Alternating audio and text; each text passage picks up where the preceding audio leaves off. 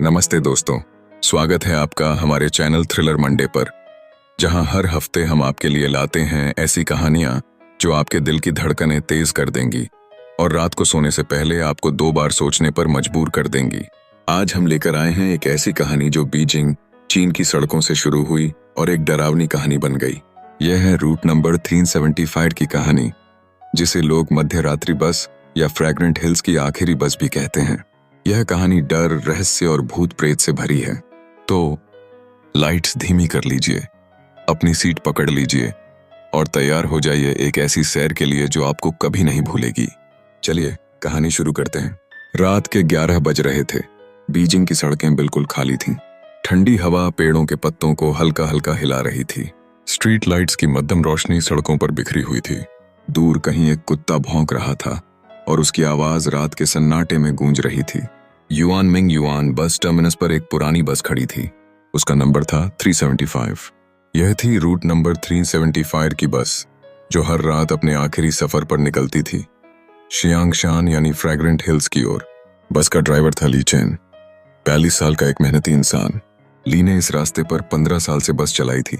उसे बीजिंग की हर गली और हर मोड़ की पूरी जानकारी थी। उसका चेहरा सख्त था, लेकिन आंखों में एक गर्मजोशी थी।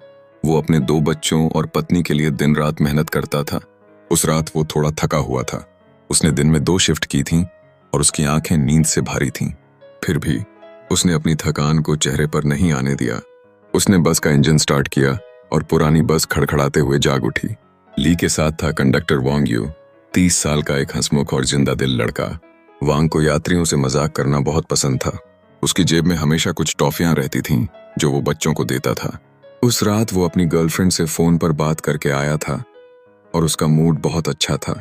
उसने बस की सीटें चेक की, टिकट मशीन तैयार की और ली से हंसते हुए कहा, चल भाई, ये आखिरी राउंड पूरा करके घर चलते हैं।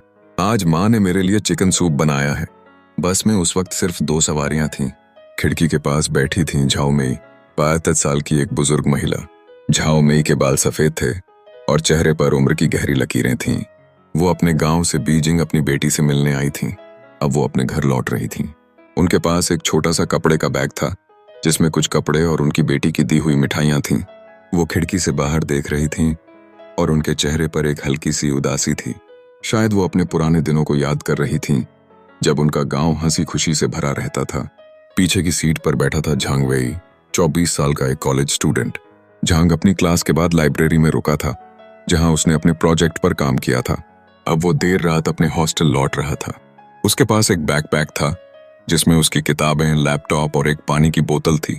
वो हेडफोन्स लगाए अपने फोन में गाने सुन रहा था। उसका मूड अच्छा था, क्योंकि उसने अपने प्रोजेक्ट में अच्छे नंबर पाए थे। वो सोच रहा था कि हॉस्टल पहुंचकर वो अपने दोस्तों के साथ देर रात तक गप्पे मारेगा। बस धीरे धीरे टर्मिनस से निकली। इंजन की खड़खड़ाहट ने रात के सन्नाटे को तोड़ा। ली ने रेडियो ऑन किया, जिसमें एक पुराना चीनी गाना बज रहा था। वांग ने दोनों यात्रियों के टिकट चेक किए और अपनी सीट पर बैठ गया। बस अपने रास्ते पर चल पड़ी। सड़कें खाली थीं और हेडलाइट्स की रोशनी अंधेरे को चीर रही थी। सब कुछ सामान्य लग रहा था, लेकिन थ्रिलर मंडे के दोस्तों, यह शांति ज्यादा देर तक टिकने वाली नहीं थी। बस कुछ किलोमीटर आगे बढ़ी ही थी कि एक सुनसान स्टॉप आया। यह स्टॉप शहर से थोड़ा बाहर था, जहां चारों तरफ घने पेड़ और खेत थे। रात का अंधेरा इतना गहरा था कि स्ट्रीट लाइट की मध्यम रोशनी भी उसे भेद नहीं पा रही थी। हवा में पत्तों की सरसराहट थी और कहीं दूर से उल्लू की आवाज आ रही थी। ली ने सोचा कि इतनी रात गए यहाँ कोई नहीं होगा। उसने बस को धीमा किया और रुकने ही वाला था कि अचानक अंधेरे से 3 साए निकले। ये 3 लोग थे, लेकिन वो बिल्कुल साधारण नहीं लग रहे थे। उनके कपड़े बहुत पुराने थे, लंबे काले गाउन जो सैकड़ों साल पुराने राजसी कपड़ों जैसे दिखते थे। उनके चेहरे पीले और बिना किसी भाव के थे। उनकी आंखें ठंडी और खाली थीं, जैसे उनमें कोई जिंदगी न हो। उनके बाल लंबे और उलझे हुए थे और वो बिना कोई आवाज किए बस में चढ़ गए। वांग ने उनसे टिकट मांगा। हेलो, आपका टिकट दिखाइए। लेकिन उन तीनों ने कोई जवाब नहीं दिया। वो बस चुपचाप आगे बढ़े और बीच की सीटों पर बैठ गए। उनकी हरकतें इतनी धीमी और डरावनी थीं कि वांग का दिल जोर से धड़कने लगा। उसने फिर से कहा, भाई टिकट तो दे दो। लेकिन वो लोग ऐसे बैठे रहे जैसे उन्होंने कुछ सुना ही ना हो। झाओ मेई ने इन तीनों को देखा और उसे तुरंत कुछ गलत लगा। उसने गौर किया कि ये लोग बिल्कुल हिल नहीं रहे थे। उनकी सांसें भी सुनाई नहीं दे रही थीं। उनके कपड़े हवा में हल्का हल्का लहरा रहे थे, लेकिन उनके चेहरे पर कोई हलचल नहीं थी। झाओ मेई को अपनी दादी की बात याद आई, जो कहा करती थीं, जो लोग बिना पैरों के चलते हैं वो इस दुनिया के नहीं होते। जो उसने धीरे से उनके पैरों की ओर देखा। उनके लंबे गाउन जमीन को छू रहे थे, लेकिन नीचे कुछ भी नहीं था, न पैर न छाया। यह देखते ही झाओ मेई का खून ठंडा पड़ गया। उसका दिल जोर जोर से धड़क रहा था, लेकिन उसने अपने चेहरे पर डर नहीं आने दिया। उसे यकीन हो गया कि ये लोग भूत हैं। उसने अपनी सांसों को काबू में रखा और चुपचाप बैठी रही, लेकिन उसका दिमाग तेजी से चल रहा था। उसे यहां से निकलना था, वरना उसकी जान खतरे में पड़ सकती थी। झांग वेई ने भी इन तीनों को देखा। उसे कुछ गलत लगा, लेकिन उसने सोचा कि शायद ये लोग किसी नाटक या फिल्म की शूटिंग से आ रहे हैं। उसने अपने हेडफोन्स की आवाज तेज कर दी और गाने में खो गया, लेकिन बस में एक अजीब सी ठंडक फैलने लगी थी। ऐसा लग रहा था जैसे कोई ठंडी हवा अंदर आ रही हो, हालांकि सारी खिड़कियां बंद थीं। झांग ने अपनी जैकेट को ठीक किया और सोचा कि शायद मौसम बदल गया है। वांग अब बेचैन हो रहा था। उसने ली से धीरे से कहा, भाई ये तीनों कुछ ठीक नहीं लग रहे, न बोलते हैं न टिकट देते हैं, क्या करें? के ली ने हल्का सा हंसकर कहा, अरे तू फालतू में डर रहा है, शायद थके हुए हैं, अगले स्टॉप पर उतार देंगे। लेकिन ली की आवाज में भी हल्का सा डर था। उसने बस की स्पीड बढ़ा दी, जैसे वो जल्दी से इस रास्ते को खत्म करना चाहता हो। बस अब शहर से काफी दूर निकल चुकी थी। सड़क के दोनों तरफ घने जंगल थे और अंधेरा इतना गहरा था कि बस की हेडलाइट्स के अलावा कुछ दिखाई नहीं दे रहा था। रेडियो में गाना अचानक बंद हो गया और उसकी जगह एक अजीब सी खरखराहट शुरू हो गई।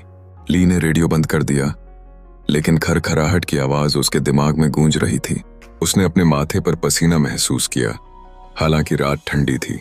झाओ मेई का डर अब हद से गुजर रहा था। उसने फिर से उन तीनों की ओर देखा। वो लोग एकदम स्थिर बैठे थे, न हिल रहे थे न बोल रहे थे। उनकी आंखें एकदम सीधी थीं, जैसे वो किसी को घूर रहे हों। झाओ मेई ने गौर किया कि बस की लाइट्स हल्की हल्की टिमटिमा रही थीं, और हर बार जब लाइट्स कमजोर होती, उन तीनों के चेहरे और भी डरावने लगते थे। उनके चेहरे पर एक अजीब सी मुस्कान थी, जो इंसानी नहीं लग रही थी। झांग वेई को भी अब कुछ गलत लगने लगा था। उसने अपने हेडफोन्स उतारे और बस के माहौल को महसूस किया। ठंड इतनी बढ़ गई थी कि उसका सांस लेना मुश्किल हो रहा था। उसने देखा कि वो तीनों सवारियां एकदम चुप थीं, लेकिन उनकी मौजूदगी से बस में एक भारीपन सा महसूस हो रहा था। उसने सोचा कि शायद वो ज्यादा सोच रहा है, लेकिन उसका दिल जोर जोर से धड़क रहा था। वांग अब पूरी तरह डर चुका था। उसने ली से कहा, भाई मुझे सचमुच डर लग रहा है। इन तीनों ने एक बार भी पलक नहीं झपकी। क्या ये लोग? उसने बात पूरी नहीं की, लेकिन उसकी आंखों में डर साफ दिख रहा था। ली ने कहा, चुप रह वांग, बस ड्राइविंग पर ध्यान दे, कुछ नहीं होगा। लेकिन ली की आवाज कांप रही थी। उसने बस की स्पीड और बढ़ा दी और उसकी नजरें बार बार रियर व्यू मिरर में उन तीनों पर जा रही थीं। झाओ मेई के दिल की धड़कन तेज हो गई जब उसने बस की खिड़की से बाहर देखा। अंधेरा बढ़ता जा रहा था और उसे यकीन था कि अगर वह इस बस में रुक गई तो वह कभी बाहर नहीं आ पाएगी। उसने सोचनीय नजर से चारों ओर देखा। बस में बैठे अन्य लोग उसके लिए खतरा प्रतीत हो रहे थे। उसके मन में एक योजना उभरी। उसे किसी को अपने साथ लाना होगा ताकि वह सुरक्षित निकल सके। उधर झांग वेई, जो अपने फोन में खोया हुआ था, अचानक झाओ मेई के हाथों को अपने हाथों में महसूस करता है। उसके हृदय में एक घबराहट सी होती है जब वह सुनता है कि झाओ मेई उसकी तरफ देखकर जोर से चिल्लाती है, अरे तुमने मेरा पर्स चुराया है। उसकी आवाज बस में खौफ का माहौल पैदा कर देती है। झांग वेई का चेहरा गुस्से और बिविल्डरमेंट में बदल जाता है, लेकिन वह जल्दी ही समझ जाता है कि यह सब कुछ योजना के तहत हो रहा है। झाओ मेई ने ड्राइवर को देखकर कहा, मुझे इसे अगले स्टॉप पर उतार दो, ये लड़का चोर है। उसकी आवाज में दृढ़ता थी, जैसे वह किसी बड़े संकट का सामना कर रही हो। ड्राइवर और बाकी लोग उनकी बातों को सुनकर हैरान थे, लेकिन झाओ मेई जानती थी कि यह समय चुप रहने का नहीं है। जैसे ही बस एक सुनसान स्टॉप पर रुकती है, वह झांग वेई को खींचकर बाहर ले जाती है। बस के दरवाजे बंद होते ही वह घुटन से भरी उस जगह को छोड़ देती हैं। अंधेरे में बस का गायब होना एक नए सफर की शुरुआत का संकेत देता है। झाओ मेई ने झांग वेई की आंखों में डर देखा। बेटा, तो उसने कहा, मैंने तुम्हें बचाने के लिए ऐसा किया है। वे तीन लोग, वे इंसान नहीं थे, वे भूत थे। तो झांग वेई की आंखों में एक शंका उत्पन्न होती है। वह सोचने लगता है कि क्या झाओ मेई सच में सही कह रही है। फिर वे दोनों मिलकर पुलिस को रिपोर्ट करने का फैसला करते हैं। अगली सुबह बीजिंग में हड़कंप मच गया।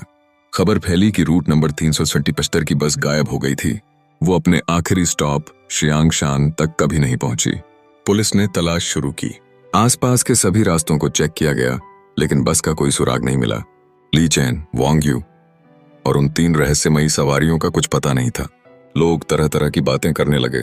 कुछ ने कहा कि शायद ड्राइवर ने गलत रास्ता ले लिया हो, कुछ ने कहा कि बस को कोई चोर ले गया होगा, लेकिन सच कुछ और ही था। जाओ मेई और झांग वेई पुलिस स्टेशन पहुंचे। उन्होंने अपनी कहानी बताई, लेकिन पुलिस को उनकी बात पर यकीन नहीं हुआ। एक ऑफिसर ने कहा, आप लोग शायद थक गए थे, इसलिए आपको ऐसा लगा होगा।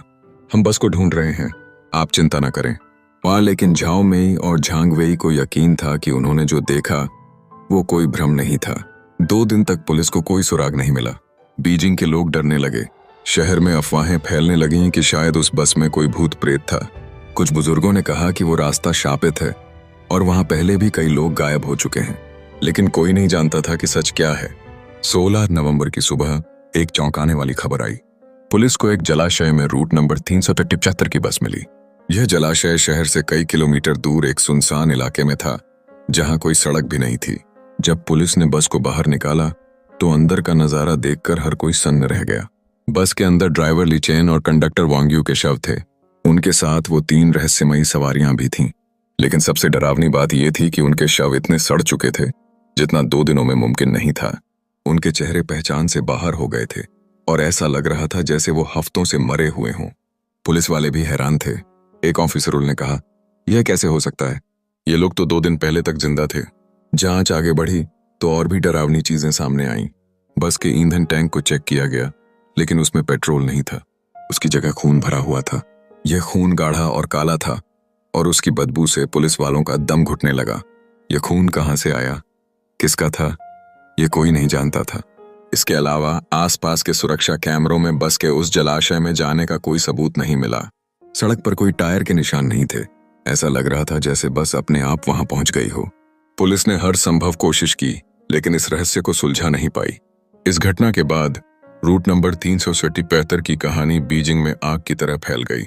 लोग इसे अपने दोस्तों, परिवार वालों को बताने लगे। कुछ ने कहा कि वो 3 सवारियां पुराने जमाने की आत्माएं थीं, जो अपनी मौत का बदला लेने के लिए लौटी थीं।